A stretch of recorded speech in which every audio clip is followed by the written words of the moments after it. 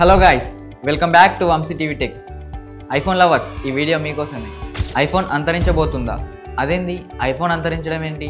అసలు ఐఫోన్ అంతరిస్తే తర్వాత ఏం జరగబోతుంది అని తెలుసుకోవాలనే డౌట్ మీకుందా? ముందు మన వంశీ టీవీ టెక్ని సబ్స్క్రైబ్ చేసుకోండి.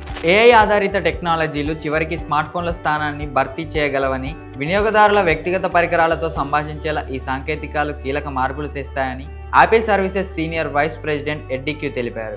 వచ్చే శతాబ్ద కాలంలో ఐఫోన్ లభ్యతపై ఈ ప్రభావం ఉండనుందని చెప్పారు.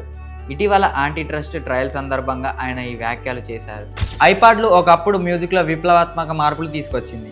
కానీ ఐఫోన్లు అందుబాటులోకి వచ్చాక క్రమంగా వాటి వినియోగం తగ్గిపోయింది. కానీ చివరకు ఐపాడ్లను నిలిపివేయాల్సి వచ్చింది.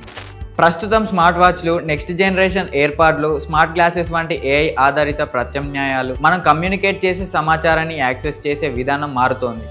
ఈ మార్పు రానున్న రోజుల్లో ఐఫోన్లను రీప్లేస్ చేసే అవకాశం ఉందని ఎడ్డీ క్యూ తెలిపారు. వచ్చే తరం కంప్యూటింగ్లో ముందుండాలనే లక్ష్యంతో యాపిల్ ఏఐ ఆధారిత టెక్నాలజీలను అన్వేషిస్తోంది. మెటా వంటి కంపెనీలు ఆగ్మెంటెడ్ రియాలిటీ, ఏఐ ఇంటిగ్రేటెడ్ వేరియబుల్స్లలో భారీగా పెట్టుబడులు పెడుతున్నాయి. సాంప్రదాయ స్మార్ట్ ఫోన్లకు మించి మెరుగైన సామర్థ్యం, అంతరాయం లేని కనెక్టివిటీ ఈ టెక్నాలజీలు అందించే అవకాశం ఉంది.